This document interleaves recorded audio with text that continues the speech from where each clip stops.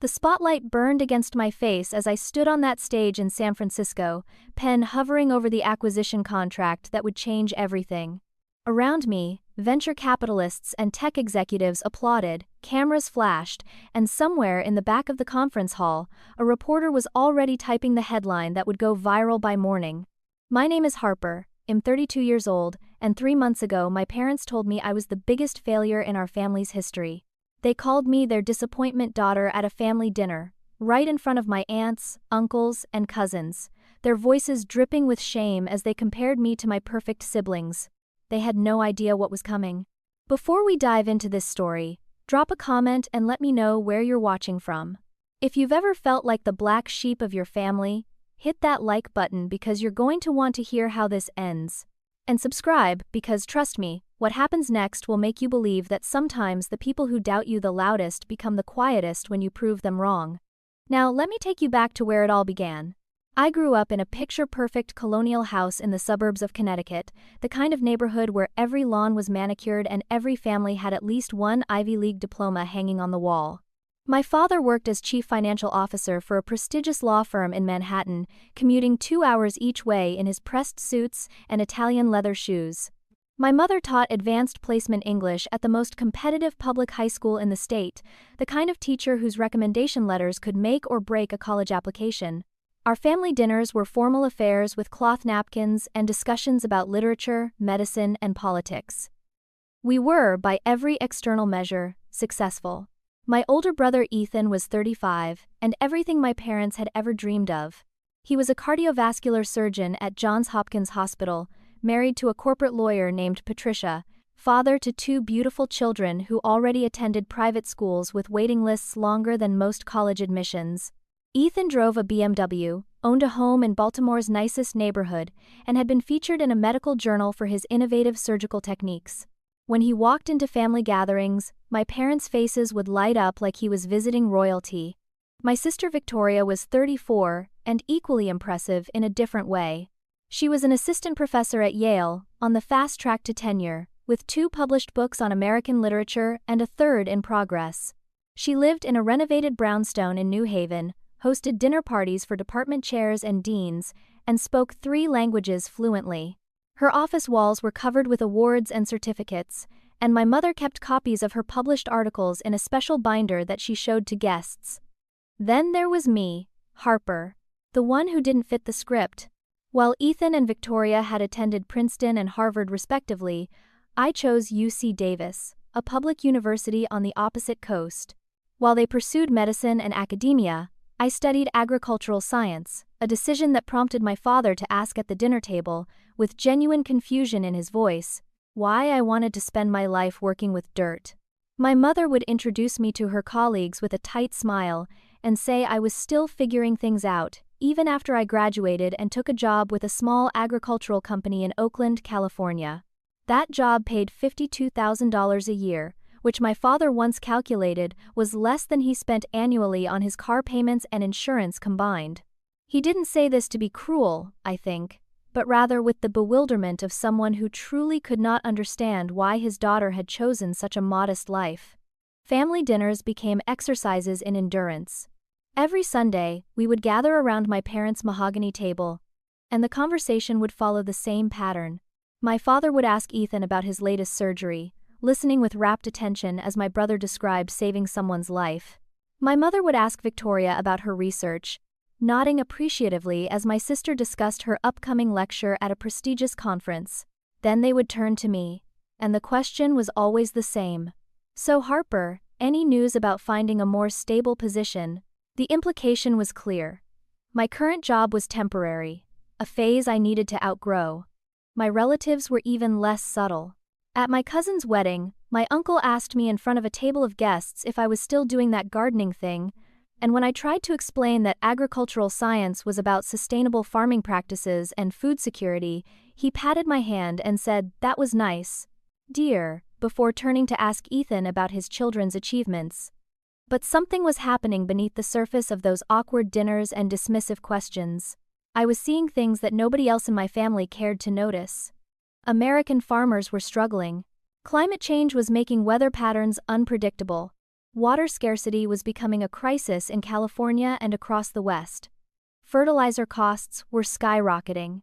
Small and medium farms were going under because they couldn't afford the technology that big agricultural corporations use to optimize their operations.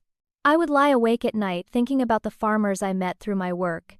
People like Gene, who had worked the same land for 40 years and was watching his yields drop while his costs climbed. I started researching artificial intelligence and machine learning in my spare time, teaching myself to code through free online courses, staying up until 3 a.m, sketching out ideas for a platform that could predict soil conditions, optimize irrigation, and reduce waste. I saved every penny I could, eating rice and beans for dinner, walking instead of taking the bus, putting aside $15,000 over 2 years. I hired a freelance programmer from a website for gig workers and paid him to help me build a prototype of what I was imagining. The night I decided to quit my stable job and pursue my startup full-time, I called my parents to tell them. The silence on the other end of the phone lasted so long I thought the call had dropped. Then my father's voice came through, tight and controlled in the way it got when he was truly angry. "Harper, do you understand what you're throwing away? You have a degree from a respected institution, you have a steady income. What you're describing is a fantasy." My mother took the phone from him, and her voice was softer but somehow more cutting. "Sweetheart, we love you, but we're worried you're not being realistic. Starting a business is for people with business experience, with connections, with resources. You're just going to end up broke and disappointed." I tried to explain my vision, the research I had done, the prototype I had built, but my father cut me off. "You're throwing away your future," he said. And those 6 words echoed in my head for months afterward. I hung up the phone and cried for an hour, but the next morning I submitted my resignation anyway. I registered my company on a Tuesday afternoon in March, sitting at a coffee shop with terrible Wi-Fi and filling out forms on a website that kept timing out. TerraWise AgTech. I had spent weeks thinking of that name, wanting something that captured both the technology and the connection to the earth, to Terra. The registration fee was $275, and I felt my heart race as I entered my credit card information, knowing that every dollar mattered now. I couldn't afford a real office, so I rented a desk at a co-working space in Oakland for $350 a month. The space was loud and chaotic, filled with other startups and freelancers, everyone hustling and caffeinated and running on dreams. My corner of the shared space consisted of a wobbly desk, a chair that squeaked every time I moved, and a second-hand monitor I bought off someone on an online marketplace for $80. I worked 16-hour days. I would wake up at 5 a.m, make coffee so strong it could strip paint, and start coding. I taught myself Python, JavaScript, everything I needed to build out the platform.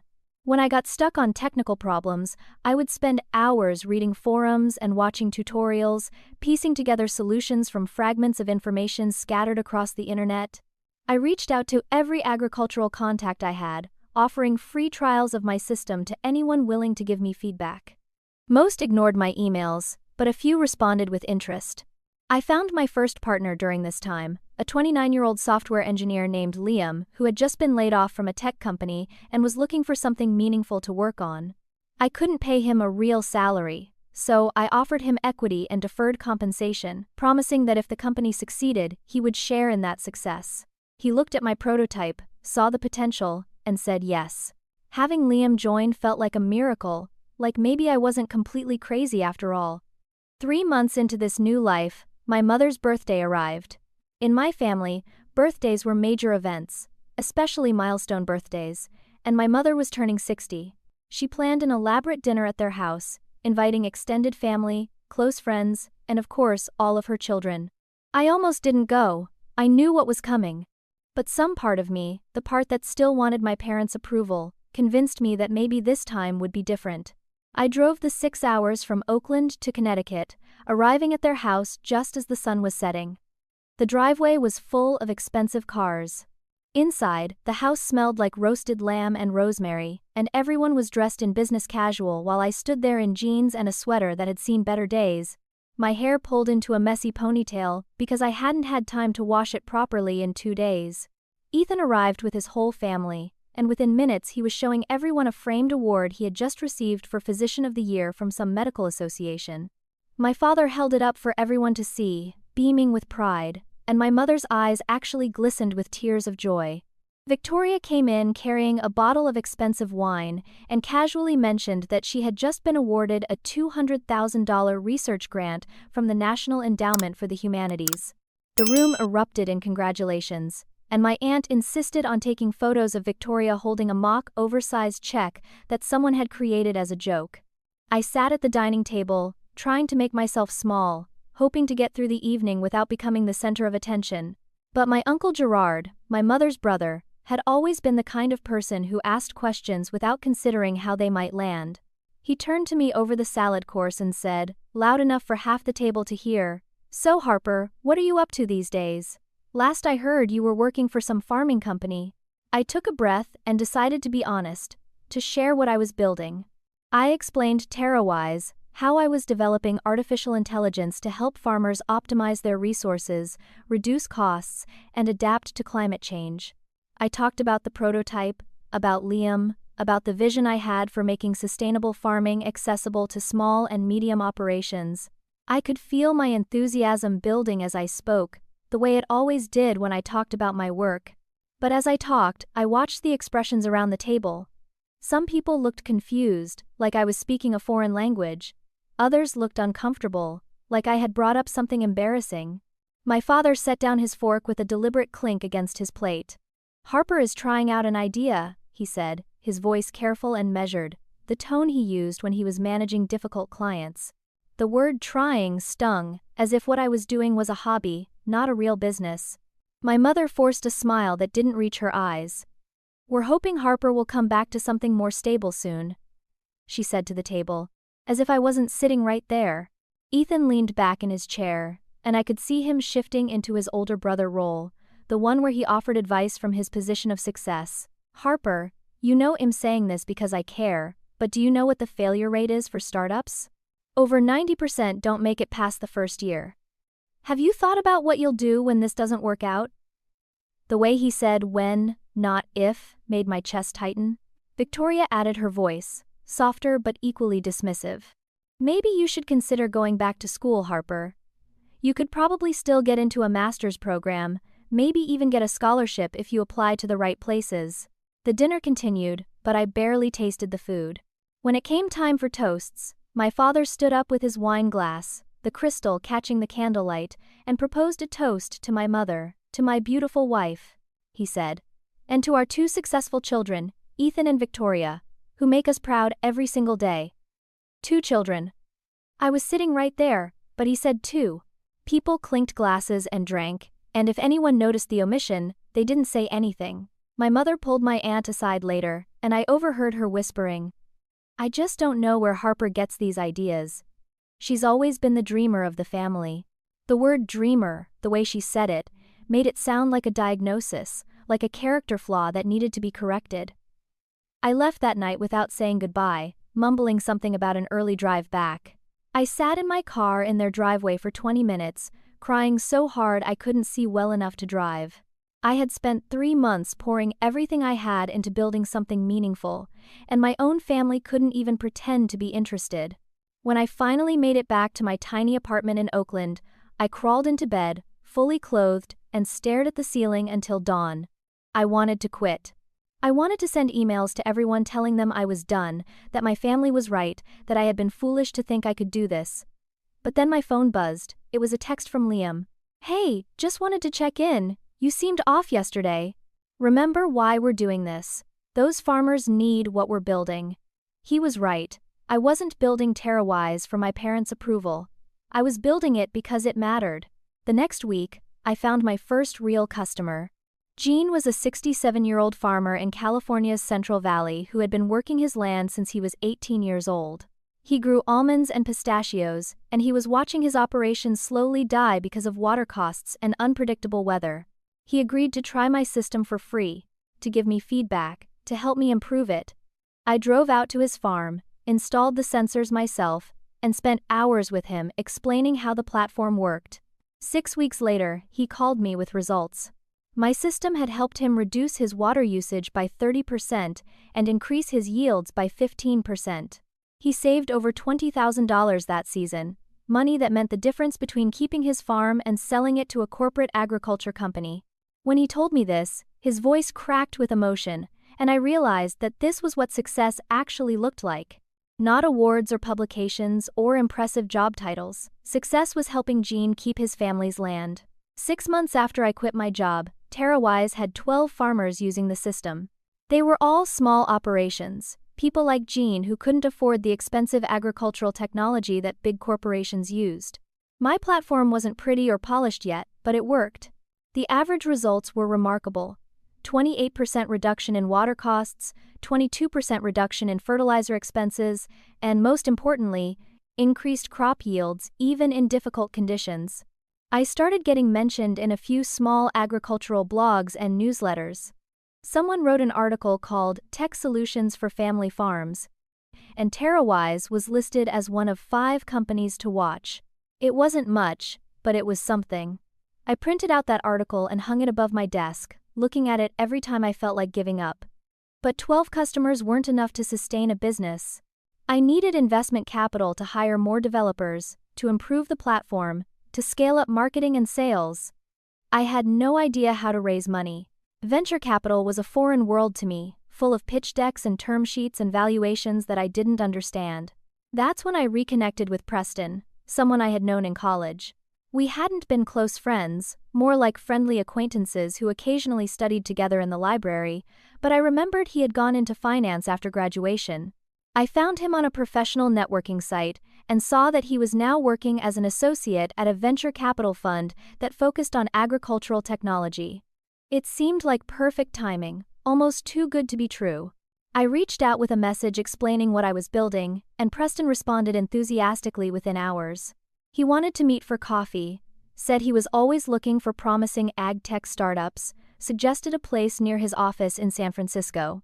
I drove across the Bay Bridge, feeling hopeful for the first time in months. Preston looked successful in his tailored suit and expensive watch, and he listened intently as I walked him through TerraWise, showing him the data from my pilot farmers, explaining the technology behind the platform, describing my vision for expansion. He asked smart questions about my business model, my customer acquisition strategy, my competitive advantages. I felt like I was finally being taken seriously by someone in the investment world. "This is really interesting," he said, stirring his coffee. "I think I can help you. Let me introduce you to some investors in my network. But I need to understand your business better. Can you send me your pitch deck, your financial projections, maybe some of the technical documentation? I want to really dig into this before I make introductions." I sent him everything. Every piece of intellectual property I had created, every line of code that Liam and I had written, every strategy document outlining how we planned to grow. I trusted Preston because we had history, because he seemed genuinely interested, because I was desperate for someone with connections to believe in what I was building. He responded with encouraging messages, telling me he was reviewing everything carefully, that he was setting up meetings with potential investors. 2 months went by with regular check-ins where Preston would ask me more questions, request more information, and assure me that great opportunities were just around the corner. I should have been suspicious of how long the process was taking, but I was too naive, too trusting, too eager for validation. Then I got a call from an angel investor named Fletcher, someone I had connected with through a separate channel. Fletcher said he had heard about TerraWise and wanted to meet to discuss a potential investment. I was ecstatic. This was exactly the breakthrough I needed. We set up a meeting at his office, and I prepared extensively, rehearsing my pitch, updating my materials, imagining how I would tell Liam that we had finally secured real funding. But 5 minutes into the meeting, Fletcher said something that made my blood run cold. "Your platform is interesting, Harper, and I appreciate you reaching out. But I have to be honest with you. I'm already in conversations with another startup that's building something very similar. AgSmart Solutions. Have you heard of them?" The name meant nothing to me, but something about the way Fletcher said it made my stomach drop. I pulled out my phone right there in the meeting and searched for AgSmart Solutions. The company had been registered 6 weeks earlier. The founder's name, listed on their basic website, was Preston. I barely remember how I got out of that meeting. I think I mumbled something about needing to look into this and left Fletcher's office in a daze. I sat in my car in the parking garage and pulled up AgriSmart's website on my phone.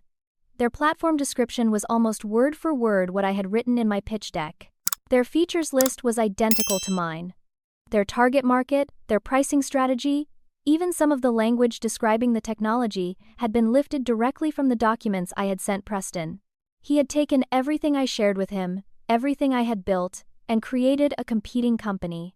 And, because Preston had venture capital connections and resources, because he knew how to navigate the investment world in ways I didn't, AgriSmart had already raised seed funding. $750,000 from a fund that Preston had connections to through his firm. I called him immediately, my hands shaking so hard I could barely hold the phone. "You stole my idea," I said when he answered, not bothering with pleasantries. There was a pause, and then Preston laughed. Actually laughed. "Harper, come on. You can't steal an idea. Ideas are everywhere. What matters is execution. And let's be real here, you don't have the background or the network to execute at the level this concept needs. I'm actually doing you a favor by taking this to market properly." I told him I would sue him, that what he did was theft, that I had documentation proving everything. He laughed again, more condescending this time. "With what money, Harper? Do you know how much it costs to hire intellectual property attorneys? Do you know how long these cases take? By the time you got anywhere with a lawsuit, if you even could, AgriSmart would already own this market. Business is business. You were too naive to protect yourself. That's not my fault." I wanted to throw my phone, to scream, to drive to his office and confront him in person. Instead, I called Liam and told him everything. He listened quietly, and when I finished, I expected him to say we should give up, that Preston had beaten us before we really started. But instead, Liam's voice was calm and determined. "Harper, listen to me. Preston has money and connections. But we have something he doesn't. We have real relationships with real farmers. We have authenticity. We have a platform that actually works because we built it from the ground up based on real needs, not on market analysis and investment potential. We can beat him. We just have to be smarter and faster." His confidence pulled me back from the edge of despair. We couldn't afford a legal battle, but we could compete. We could out-innovate Preston, outwork him, out-care him. I went home that night and worked until 4 in the morning, improving the algorithm, fixing bugs, making TerraWise better than it had ever been, but the hits kept coming. 2 days later, Ethan called me. Somehow, he had heard about the Preston situation through his own professional network, through the interconnected web of successful people who all seemed to know each other. "Harper, I heard you're having some business problems," he said in that concerned older brother voice that always made me feel about 12 years old. "Did you get a lawyer to protect your intellectual property before you started sharing your work? Did you have any agreements in place?" When I admitted I hadn't, there was a long silence. "That's unfortunate, Harper. This is why starting a business without proper experience is so risky. You don't know the basics. Maybe it's time to think about whether this is really the right path for you." My mother called the next day. "Harper, sweetheart, come home, please. This business thing isn't working. You're getting hurt. I can talk to the principal at my school. We need a new computer science teacher. You could have benefits, a steady paycheck, summers off. You could have a normal life." I told her no. I told her I wasn't giving up. But after I hung up, I sat on the floor of my apartment and cried until I had nothing left. 10 months into building TerraWise, I had grown the customer base to 47 paying farmers. It wasn't huge, but it was real revenue. $8,000 a month was coming in, though after paying for servers, for Liam's small salary, for my own modest living expenses, there wasn't much left over. I was barely breaking even, living on credit cards to cover the gaps. I had $12,000 in credit card debt, money borrowed at 18% interest, a number that climbed higher every month. Preston's AgriSmart had just announced they raised $2 million in a Series A funding round. The tech blogs covered it, praising Preston as an innovative entrepreneur bringing technology to agriculture. Nobody knew he had built his company on stolen intellectual property. Nobody cared that I had been there first. But Preston wasn't my only problem. During this period, something shifted in my sister Victoria. For most of my life, Victoria had been relatively benign in her success. She was accomplished and knew it, but she didn't actively work to undermine me. That changed when a small agricultural magazine did a profile piece on TerraWise. It was barely 3 pages, tucked in the back of a publication that most people had never heard of, but it was the first time my name appeared in print as a founder and CEO. The article called me a rising entrepreneur to watch in the AgTech space. I sent a copy to my parents, hoping maybe this would help them see that I was building something real. My mother sent back a polite text saying, "That was nice, dear." My father didn't respond at all. But Victoria read that article, and something in her calcified into active hostility. Victoria had always been the golden child, the one whose achievements were celebrated at every family gathering. When my small article came out, suddenly there was someone else getting attention, even minor attention in an obscure publication. She called me a few days after the article published, and her voice had a strange quality I couldn't quite identify. "Harper, I read the piece about your company. It's great that you're getting some recognition." The words were supportive, but the tone wasn't. "Just be careful, okay? Sometimes these articles oversell what companies are actually doing. I'd hate for people to have unrealistic expectations about TerraWise." I brushed it off as sisterly concern, but I should have recognized it for what it was. Victoria organizing a family dinner at our parents' house without inviting me should have been my first clue that something was wrong. I only learned about this dinner because Ethan mentioned it accidentally during a phone call about something else entirely. "That was a good conversation at Mom and Dad's last week," he said casually. Victoria made some good points about family support. I felt my chest tighten. "What dinner?" Ethan went quiet, realizing his mistake. "Oh, I thought you knew." Victoria wanted to have a family discussion, just the immediate family. When I pressed him on what they discussed, he was evasive at first, but eventually some details came out. Victoria had gathered everyone to express her concerns about me.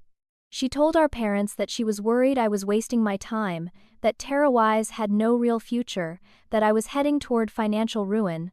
She suggested, Ethan said carefully, that the family should stop enabling my unrealistic dreams by providing any form of emotional or financial support until I got a real job. My parents agreed. They decided together, without me, that they would cut me off completely until I gave up on my startup. The betrayal of it took my breath away. My own sister had lobbied my parents to abandon me, but Victoria wasn't done. A few weeks later, I had a meeting scheduled with a potential investor, a woman named Delilah, who had made her fortune in tech and was now specifically looking to invest in female-founded AgTech companies. This meeting represented the best opportunity I had ever gotten.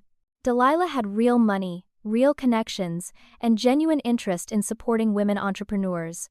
I prepared for weeks, perfecting my pitch, gathering my best data, practicing my answers to potential questions. 2 days before the meeting, Delilah's assistant called to reschedule. Then they rescheduled again. Then again. Finally, after the 4th reschedule, I called Delilah's office directly and pushed to understand what was happening. Her assistant was uncomfortable, clearly wanting to end the call, but I persisted. "Look," the assistant finally said. "Someone close to you reached out to Mrs. Delilah with concerns about your experience level." "Mrs. Delilah takes these kinds of warnings seriously. She's decided to pass on the investment opportunity." I felt sick. I knew immediately who had reached out. When I confronted Victoria by phone, she didn't even bother to deny it. "I was trying to protect her," Victoria said coolly. "You're my sister, Harper.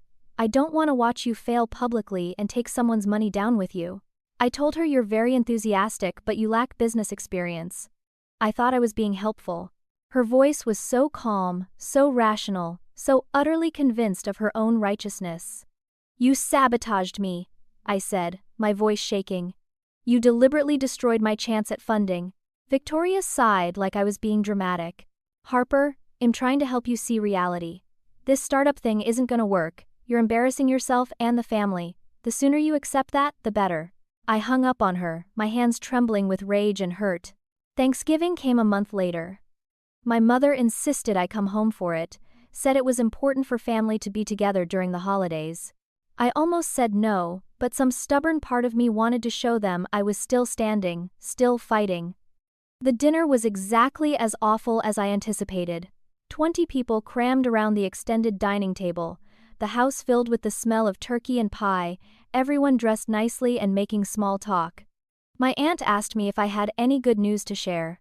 I tried to put a positive spin on things. Actually, yes.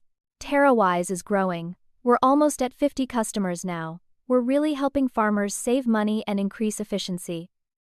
Victoria, sitting across from me, set down her wine glass with deliberate precision. But you're still not profitable, right? How much money have you lost so far? The table went quiet. I tried to explain that most startups aren't profitable in their first year, that growth metrics matter more than immediate profitability, but Victoria cut me off. Harper, sweetie, I'm worried about you. I really am. I think you need to be realistic about this.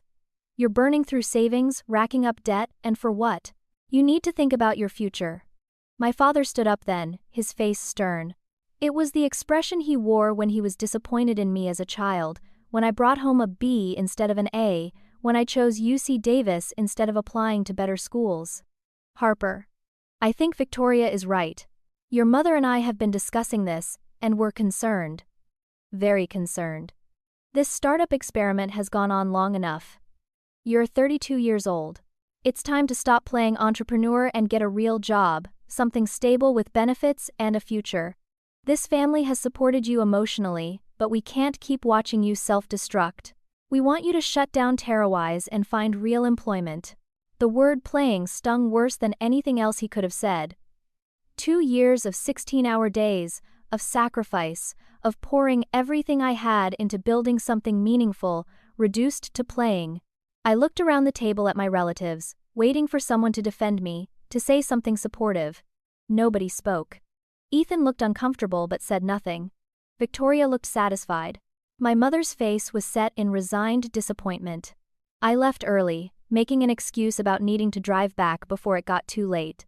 I didn't say goodbye to anyone except my mother, who followed me to the door and hugged me stiffly. We love you, Harper. We just want what's best for you. I drove back to Oakland in the dark, tears streaming down my face, barely able to see the road. When I got home, I sat on the floor of my apartment and pulled up my email. I wrote messages to Liam and Sophie, a marketing expert who had joined us 3 months earlier, telling them I was done. I thanked them for believing in me, but I said I couldn't keep dragging them down with me. I explained that my family was right, that I didn't have what it took, that we should all move on. I stared at those draft emails for 2 hours, my finger hovering over the send button. But I couldn't make myself press it. Some tiny, stubborn part of me, the same part that chose agriculture over medicine, the same part that quit my stable job, refused to give my family the satisfaction of being right. 12 months after quitting my job, I made a decision that would change everything. I stopped trying to compete with Preston on his terms. Rowan, a marketing advisor who had reached out after reading about TerraWise online, told me something that finally made sense. Preston has money and polish, Rowan said during one of our coffee meetings. But you have authenticity. You have farmers who love you. Stop trying to outfund him and start building something he can never replicate. Build a community. That idea shifted my entire approach. Instead of just offering a technology platform, I created something more. I built Farmer Connect, a feature within TerraWise that allowed farmers to communicate with each other, share advice, discuss problems, support one another. I organized free webinars on sustainable farming practices, water conservation, soil health. I turned TerraWise from a product into a movement. Sophie, who had a background in digital marketing, launched a campaign we called Real Farmers, Real Results. She reached out to our most successful customers and asked if they would be willing to record short video testimonials. Gene was the first to agree. He stood in his orchard, the California sun bright behind him, and spoke directly into the camera. My name is Gene Hartley. I've been farming this land for almost 50 years. Last year, I thought I was going to lose everything. Water costs were destroying me. Then this young woman named Harper came to my farm and installed her system. She saved my operation. TerraWise reduced my water usage by 30%, and my yields actually went up. Harper cared about my farm like it was her own. We posted that video on every platform we could find. Within 3 days, it had been viewed 40,000 times. Within a week, my inbox was flooded with farmers wanting to try TerraWise. In 3 weeks, we went from 47 customers to 183. Revenue jumped to $31,000 a month. For the first time since starting the company, I could actually pay myself a real salary, not just the bare minimum to survive. I could pay Liam and Sophie fairly. I could invest in better servers, better infrastructure. I saw a path forward, finally, and it felt like vindication. Preston saw what was happening too. AgriSmart's growth had stalled. Despite having $2 million in funding, they were losing customers almost as fast as they gained them. Their platform was fine, technically competent, but it lacked soul. It lacked the community and authenticity that farmers responded to.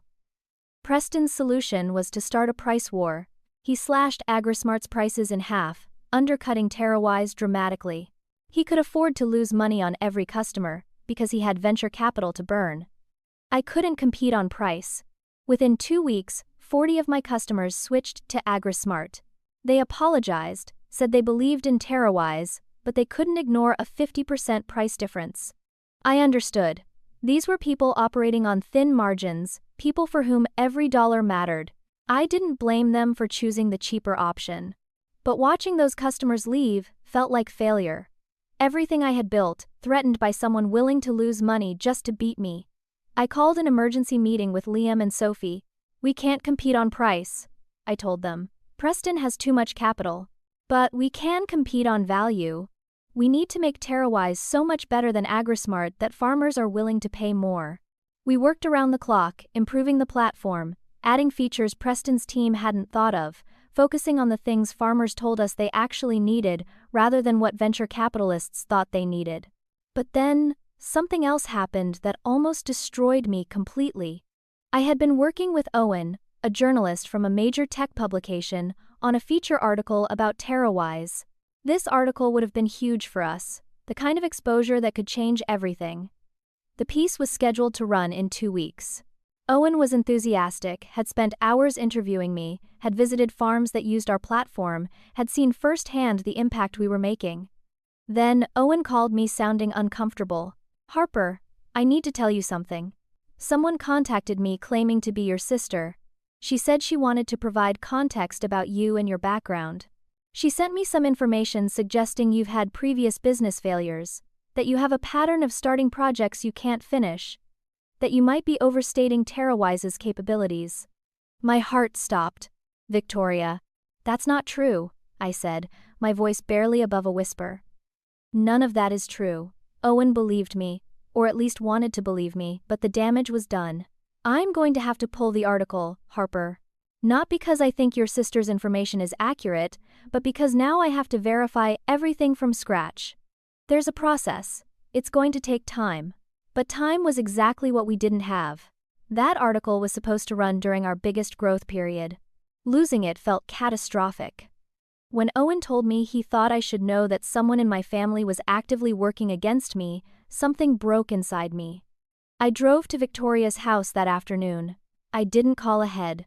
I just showed up and rang her doorbell until she answered. She looked surprised to see me, then annoyed. "What are you doing here, Harper?" I didn't yell. I should have yelled, but I was too exhausted for anger. "Why are you doing this to me?" I asked. "Why are you trying to destroy my company?" Victoria crossed her arms, leaning against her doorframe like we were having a casual conversation. "I'm not trying to destroy anything. I'm trying to save you from yourself. You're embarrassing our family, Harper. You're playing startup founder like it's a game. You're broke, you're in debt, you're obsessed with this company that's never going to succeed. And now you're getting written about in magazines? For what? For a company that barely makes money?" I called that journalist because someone needed to give him the full picture. I felt tears starting, but I forced them back. "You're jealous," I said, and it was the first time I had said it out loud. Victoria's face darkened. "Jealous? Of you? You're living in a studio apartment in Oakland, Harper. You're driving a car that's 15 years old. You're wearing the same 3 outfits on rotation because you can't afford new clothes. Why would I be jealous?" She stepped closer, her voice dropping low. "You want to know the truth? You're making us all look bad. Mom and Dad's friends ask about their children, and they can brag about Ethan and me, and then they have to explain what you're doing, and it's humiliating for them. This needs to stop. I left without responding because there was nothing left to say. I understood then that Victoria would never stop, that she saw my potential success as a threat to her position in the family hierarchy. I lost 40 customers to Preston's price war. I lost the article that could have changed our trajectory. My credit card debt climbed to $18,000. I sat in the co-working space late one night, looking out the window at the Oakland streets below, and seriously considered giving up. Not because I didn't believe in TerraWise anymore, but because I was so tired of fighting. Tired of my family undermining me. Tired of competitors with more resources. Tired of being told I wasn't enough. I pulled up my banking app and looked at my balance. $347. I looked at my credit card statement. $18,000 in debt. Minimum payment of $362 due in 5 days. I couldn't keep living like this. I wrote the resignation email to Liam and Sophie again, the third time I had written it. This time I almost sent it. My finger hovered over the button for a long time. Liam and Sophie showed up at my apartment the next day because I hadn't answered my phone in 48 hours. They pounded on my door until I opened it, and they saw immediately that I was not okay. My apartment was a mess, dishes piled in the sink, empty coffee cups everywhere, me in the same clothes I had worn for 2 days. "Harper," Sophie said, her voice gentle but firm, "we're not letting you do this. We're not letting you quit." I tried to tell them it was over, that I couldn't fight anymore, that Preston had won, that my family was right. Liam sat down on my couch and looked at me with complete seriousness.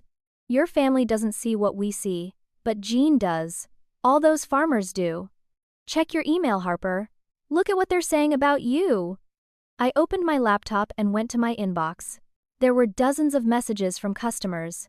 Jean had written, "Harper, I heard from another farmer that AgriSmart is offering lower prices. I want you to know I'm staying with TerraWise no matter what. Your system saved my farm. Your support means everything. You're not just a vendor to me. You're part of my farm family." Others had written similar things. Farmers who had left for AgriSmart were coming back, saying Preston's platform didn't work as well, that his customer support was non-existent, that they missed being part of the TerraWise community. These messages weren't from people who saw me as a business transaction. They were from people who valued what I was building. Sophie pulled up her laptop and showed me analytics from our website. Traffic had increased 300% after Jean's video. "Harper, you're building something real. Don't let them take this from you." That same week, something extraordinary happened. I got a LinkedIn message from someone named Rowan Fuller. The message was simple. "I saw your customer videos. What you're building is special. I spent 15 years in AgTech marketing. I just left my job because I was tired of companies that didn't care about farmers. Can we talk?" Rowan turned out to be 47 years old, with gray hair and laugh lines and the kind of calm competence that comes from decades of experience. He had been a marketing director at one of the biggest agricultural technology companies in the country, but he had left because he disagreed with their direction towards serving only large corporate farms. When we met for coffee, he said something that changed my entire strategic thinking. "Harper, you're trying to compete with Preston in the game he's designed. Don't. He wants to fight on price and funding and polish. You'll lose that fight. Instead, compete on the things he can't replicate. Community, trust, authenticity, real relationships with real farmers." Rowan offered to work with me as an advisor. He didn't want a salary, just a small equity stake and the chance to be part of something meaningful. He helped me identify our true competitive advantage. Preston was chasing large commercial farms with thousands of acres, the operations that could afford to pay premium prices and had procurement departments and long sales cycles. Rowan suggested we focus on small and medium farms, operations with 50 to 500 acres, family-owned businesses that corporate AgTech companies ignored. This market was huge, underserved, and aligned perfectly with TerraWise's strengths. We weren't just selling technology, we were offering belonging. Around the same time, I was contacted by someone named Kayla Morrison. Kayla was a 39-year-old farmer who ran a sustainable farm in Oregon and had built an impressive following as an agricultural influencer on social media. She had 280,000 subscribers on her video channel where she shared farming techniques, equipment reviews, and sustainable agriculture practices. Kayla had tried TerraWise on her own operation and gotten remarkable results. She wanted to create a series about the platform, showing her audience exactly how it worked and what kind of impact it could have. I was hesitant at first, worried about the scrutiny, about what would happen if something went wrong publicly. But Kayla convinced me. Harper, farmers trust me because I'm real with them. I don't promote things that don't work. TerraWise works. Let me show people. The series she created was called AgTech That Actually Works, and each video got between 40 and 80,000 views. Farmers who had never heard of TerraWise suddenly became customers. Kayla's authentic enthusiasm, her detailed explanations of how the platform solved real problems on her farm, was more powerful than any marketing campaign I could have afforded. With Rowan's strategic guidance and Kayla's grassroots promotion, everything changed. We stopped trying to be agri-smart, we became something better.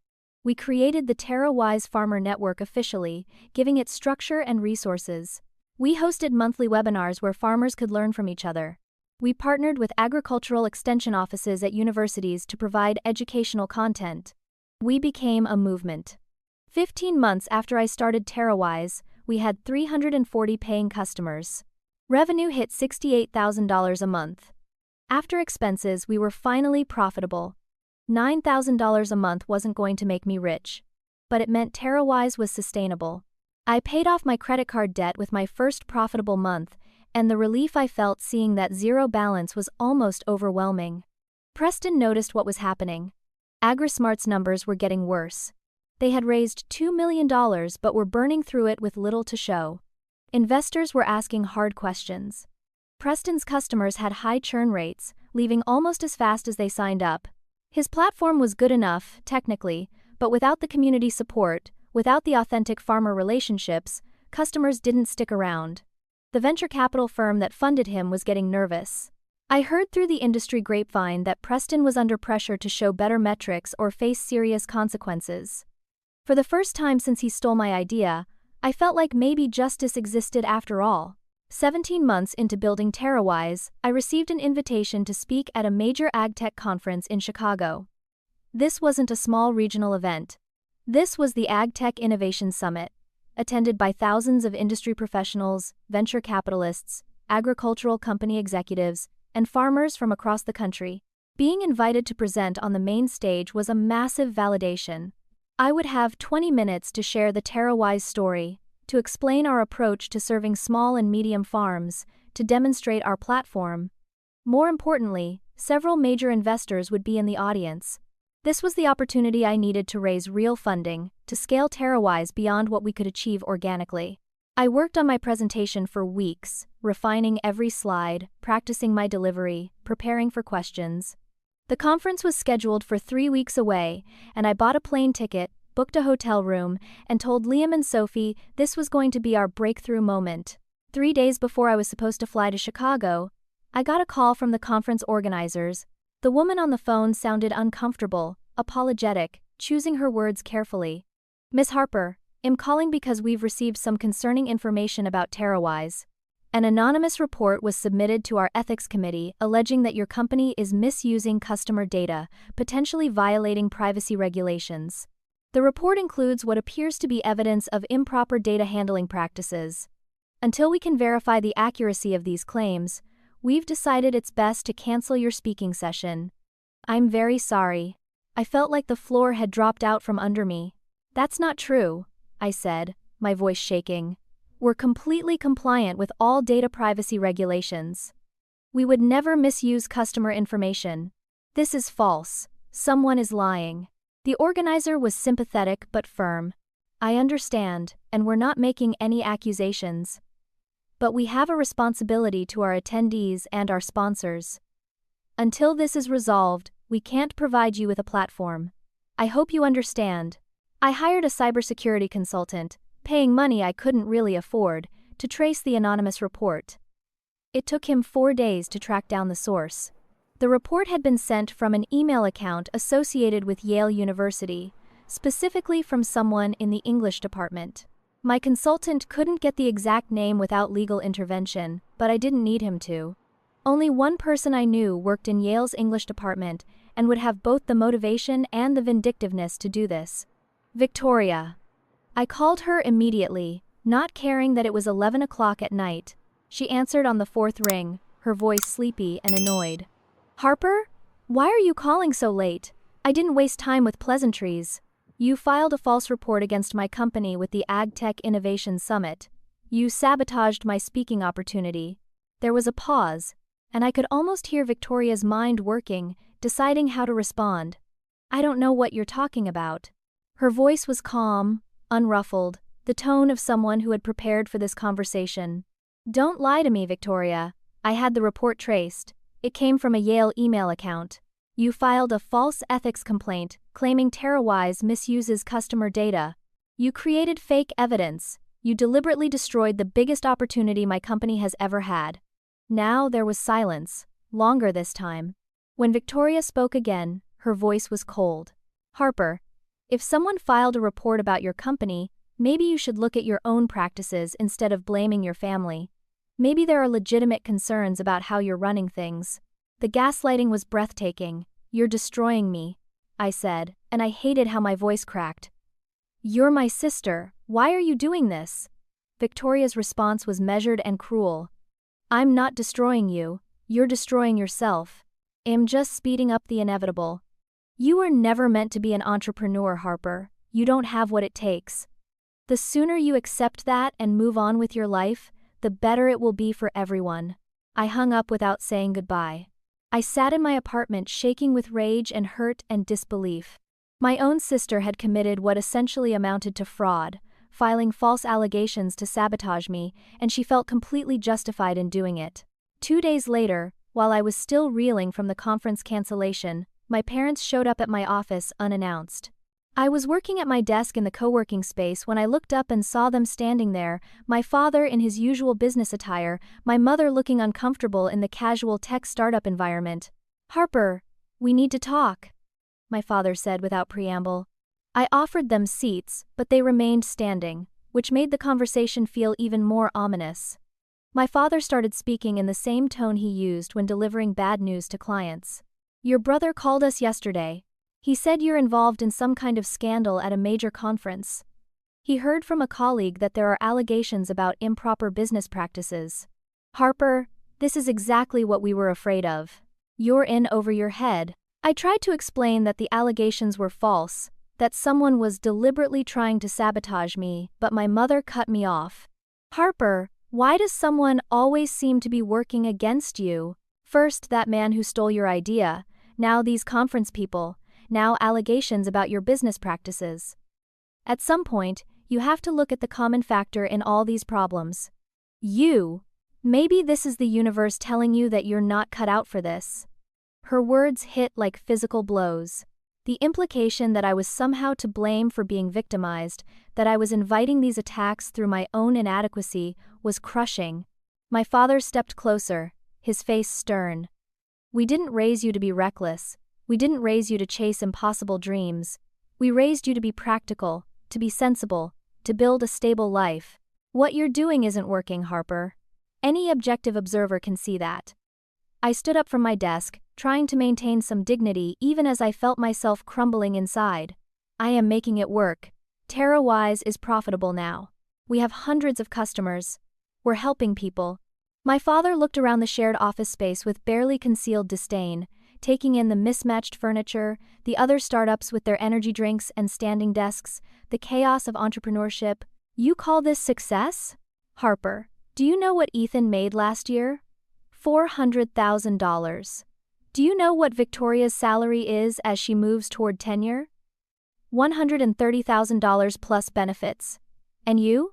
What are you paying yourself? $25,000? $30,000? You're 32 years old, living like a college student. My mother's face was sad but determined.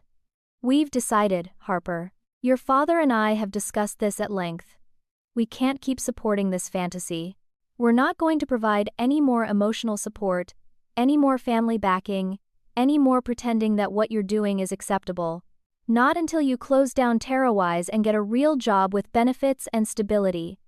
The room felt like it was spinning. So that's it? You're just cutting me off completely. My father nodded. We're doing this because we love you. Sometimes love means tough decisions. We're giving you an ultimatum: shut down the company, find real employment, and welcome you back into this family properly.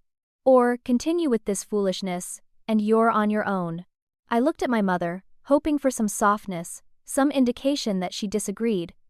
But she stood next to my father, united in their position. Harper, sweetheart, we just want you to have a good life. This startup thing isn't it. Please, for your own sake, let it go. They left after that, walking out of the co-working space without waiting for my response. I stood there watching them go, aware that Liam and Sophie had heard everything from their desks nearby. After my parents left, Sophie came over and hugged me without saying anything. Liam looked devastated on my behalf. Harper, they're wrong. They're so incredibly wrong. But in that moment, I felt like maybe they were right. Maybe I was delusional. Maybe I should give up. 18 months after quitting my stable job to start TerraWise, I spent an entire night sitting alone in the office. Everyone else had gone home hours earlier, and the co-working space was silent except for the hum of computers and the occasional creak of the building settling. I pulled up my email and started reading through messages from customers. Hundreds of them. Farmers thanking me for saving their operations, for caring about their success, for building something that actually helped real people. I read a message from a farmer named Ruth, who said TerraWise had allowed her to keep her family farm instead of selling to a corporation. I read a message from someone named Joaquin, who said my platform had helped him cut costs enough to send his daughter to college. These weren't abstract business metrics. These were real lives I was impacting. I realized something sitting there at 3 a.m. My parents didn't get to define my success. Preston didn't get to define my success. Victoria didn't get to define my success. The only people whose opinions mattered were the farmers who trusted me with their livelihoods. I decided right then that I wasn't giving up. I was going to fight harder than I had ever fought before. The next morning, I called Rowan and told him I needed his help developing a public report comparing different AgTech platforms. I wanted to publish data showing why TerraWise was more effective than competitors like AgriSmart, but I wanted it to be credible, backed by real evidence, impossible to dismiss as marketing hype. Rowan loved the idea. We spent 2 weeks compiling data from our customers, comparing results from farms using TerraWise against farms using other platforms. We partnered with an agricultural research center at a university to verify our methodology and independently validate our findings. The resulting report was titled, Why One Size Fits All AgTech Fails Farmers, a comparative analysis of platform effectiveness. The data was damning for AgriSmart and flattering for TerraWise. Our platform reduced costs by an average of 32% and increased yields by 18%. AgriSmart's results were far more modest, and the report showed they had significant problems with reliability and customer support. We published the report as a free download on our website and shared it across every agricultural forum and social media platform we could find. The report went viral within the farming community. Within a week, it had been downloaded 15,000 times. Agricultural blogs picked it up, trade publications wrote about it. Suddenly, TerraWise wasn't just another small AgTech company. We were the farmer-focused alternative to venture-backed platforms that didn't deliver results. AgriSmart started hemorrhaging customers. 60% of their user base left within 2 months, and many of those farmers came to TerraWise. Our customer count jumped to 680. Revenue hit $142,000 a month. Profit was $38,000 monthly after all expenses.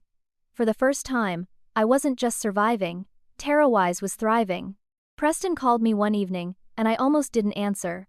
When I did, he sounded defeated. Harper, I just wanted to say that what you've built is impressive.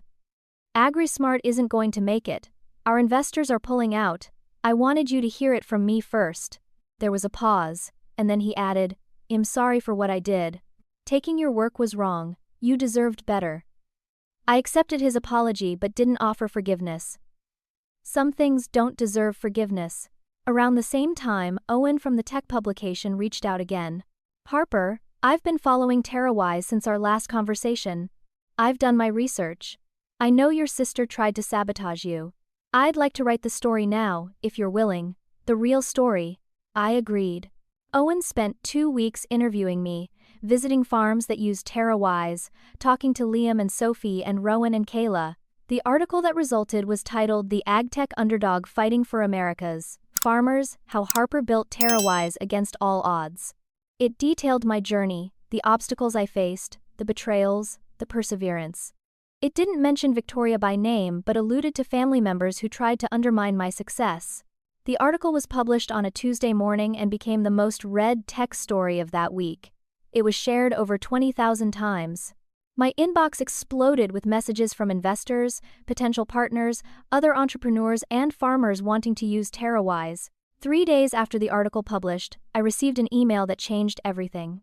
It was from a company called FarmTech Global, one of the largest agricultural technology companies in the world. The email was brief and formal.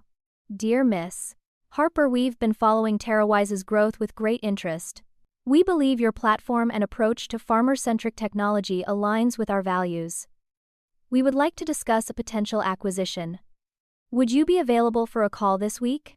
I read the email 3 times to make sure I understood it correctly.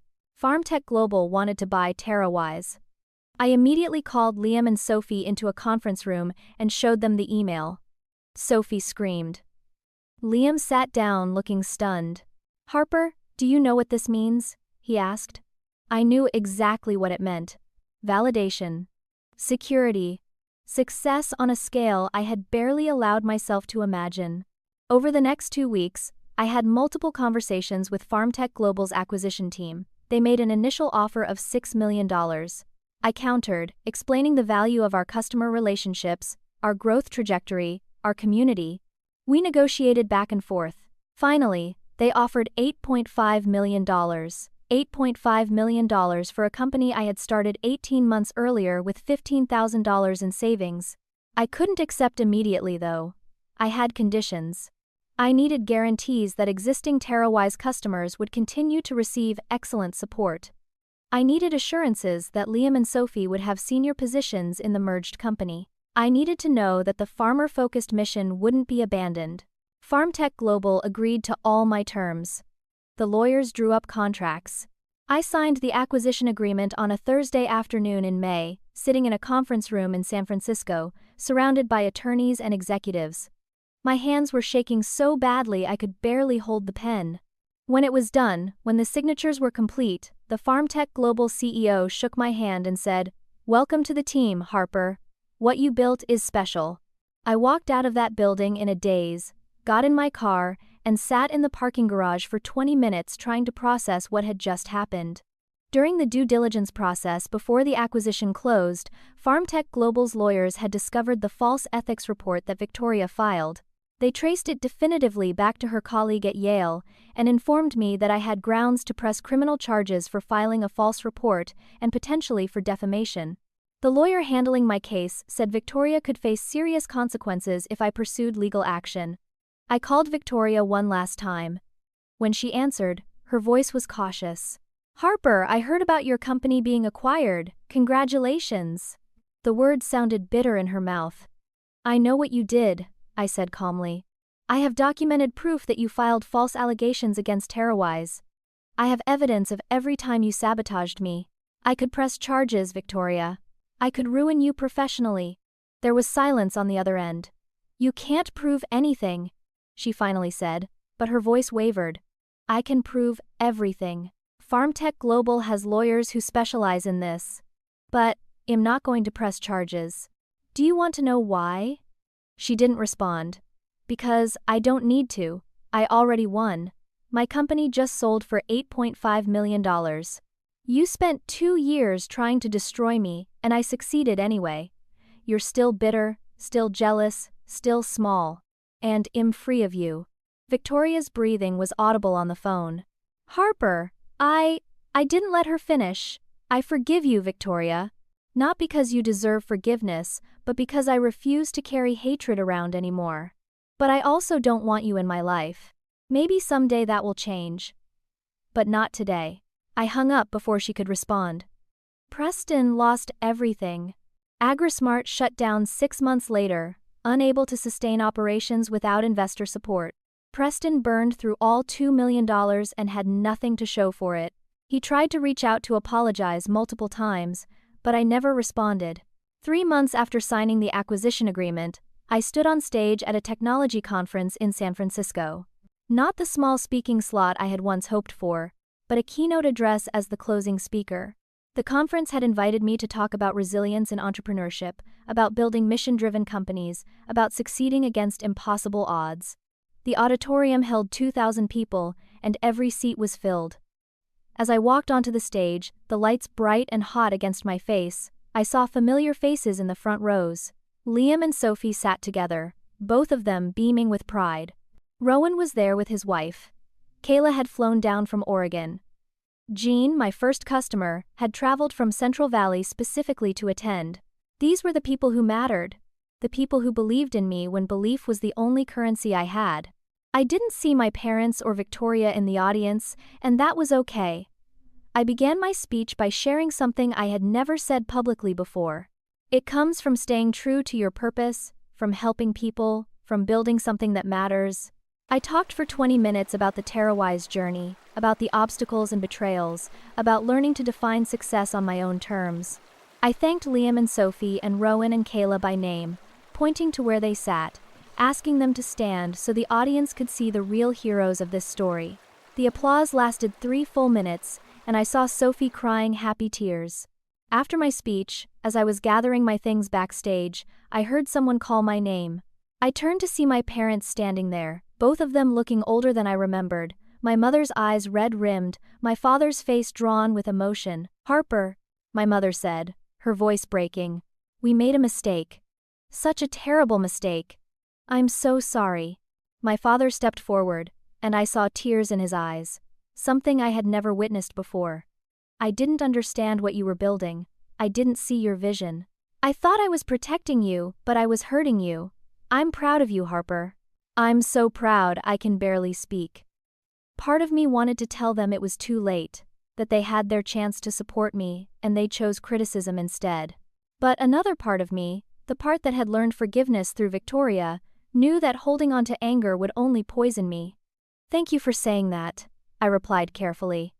"I appreciate the apology, but I need you to understand something. You didn't just doubt my business, you doubted me as a person. You made me feel worthless for following my passion. That hurt more than you can imagine." My mother nodded, tears streaming down her face. "I know. I can't take it back. I can only ask for a chance to do better." I looked at both of them, these people who raised me, who loved me in their limited way, who couldn't see past their own narrow definition of success until I forced them to. "I forgive you," I said finally. "But our relationship needs to be rebuilt slowly. On different terms, where you respect my choices even when you don't understand them." My father reached out tentatively, and I let him hug me, though it felt stiff and awkward. My mother joined us, and for a moment we stood there as a family, broken but attempting repair. "Can we see you again soon?" my mother asked. "Yes," I said.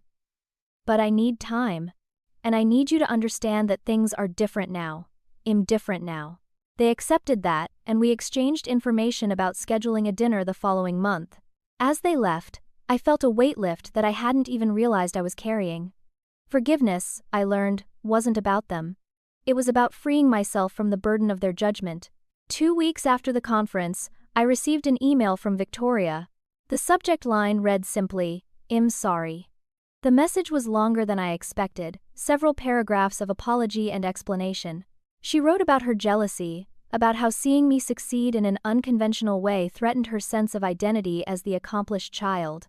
She acknowledged sabotaging me, admitted to the false ethics report, and said she understood if I never wanted to speak to her again. She ended by saying, "You were always stronger than I gave you credit for. I hope someday you can forgive me." I sat with that email for a month before responding. When I finally wrote back, my message was brief. "I forgive you, Victoria. But forgiveness doesn't mean I'm ready to have you in my life. Maybe someday. Not now." I sent it, and felt a sense of closure I hadn't anticipated. My brother Ethan reached out separately with his own apology, and his felt more genuine.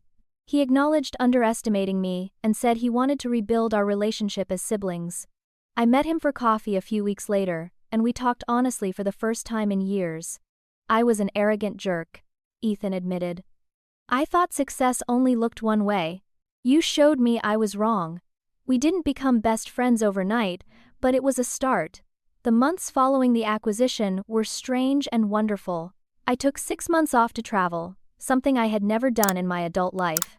I went to Europe, to Japan, to New Zealand, traveling slowly, staying in small towns, thinking about who I was now that I wasn't constantly fighting to survive. I wrote in journals, went to therapy to process the trauma of those difficult years, learned meditation, discovered that I could exist without constantly proving myself. When I returned to California, I didn't retire despite having the financial freedom to do so. Instead, I joined FarmTech Global as Vice President of Innovation, a role that allowed me to continue working with farmers while having the resources of a major company behind me. I also started investing in other women entrepreneurs, particularly those building companies in agriculture and sustainability. I became a mentor, offering the support and belief that I wish someone had given me when I started. I bought a small house near the ocean in Santa Cruz. Nothing extravagant, just a comfortable space with a garden and a view of the water. I adopted a rescue dog, a golden retriever mix I named Barley because it felt appropriate. I learned to cook properly instead of surviving on takeout and instant meals. I took up surfing badly but joyfully. I built a life that felt like mine. The most important lesson I learned through this entire journey wasn't about business or technology or even family. It was about self-worth. For 30 years, I had internalized my family's definition of success and found myself lacking. I had believed, on some deep level, that they were right and I was wrong. Building TerraWise taught me that success isn't measured in dollars or prestige or other people's approval. Success is measured by integrity, by impact, by staying true to your values even when everyone tells you you're crazy. Success is measured by the lives you touch and the positive change you create in the world. Gene still farms his land in Central Valley, profitable and sustainable because TerraWise helped him adapt to changing conditions. Ruth kept her family farm instead of selling to developers. Joaquin sent his daughter to college. These farmers didn't care about my parents' opinions or my sister's jealousy or my brother's condescension. They cared that I helped them. That's what mattered. I also learned about forgiveness, not the easy kind that absolves others of wrongdoing, but the hard kind that frees you from carrying the weight of their failures. Forgiving my family didn't mean forgetting what they did or pretending it didn't hurt. It meant refusing to let their judgment continue controlling my life. It meant recognizing that their inability to support me was about their limitations, not mine. One afternoon, 6 months after the acquisition, I stood on the beach near my house watching the sunset paint the sky in shades of orange and pink. Barley ran along the shore chasing seagulls, his tail wagging with pure joy at the simple pleasure of existence. I thought about the journey from that family dinner where I was called a disappointment to this moment of peace and success. I thought about all the times I almost gave up, all the nights I cried myself to sleep, all the moments when belief felt impossible. I smiled, not with bitterness but with gratitude, because every obstacle had made me stronger. Every betrayal had taught me who I could trust. Every failure had pushed me to improve. I was never their disappointment, I realized. I was always my own success. I just needed to believe it. The sun dropped below the horizon, and I turned to walk back to my house, to my life, to the future I had built despite everyone who said I couldn't. For the first time in my life, I knew exactly who I was, and that was more than enough. Now I want to hear from you. Have you ever been called a disappointment by someone who should have supported you? Have you ever built something meaningful while everyone around you said you would fail? Drop a comment below and share your story because I know I'm not the only one who has walked this path. If this story resonated with you, hit that like button and let me know. Subscribe to this channel because I share more stories about resilience, entrepreneurship, and finding success on your own terms. Share this video with someone who needs to hear that they're not a disappointment, that their dreams are valid, that success looks different for everyone. Thank you so much for listening to my story. Thank you for being here. I hope you take away the lesson that your worth isn't determined by other people's approval. Your worth is inherent, unchangeable, and entirely yours. Keep building, keep dreaming, keep proving them wrong, and most importantly, keep believing in yourself even when no one else does. Until next time, take care of yourselves and remember that sometimes the best revenge is simply becoming exactly who you were meant to be.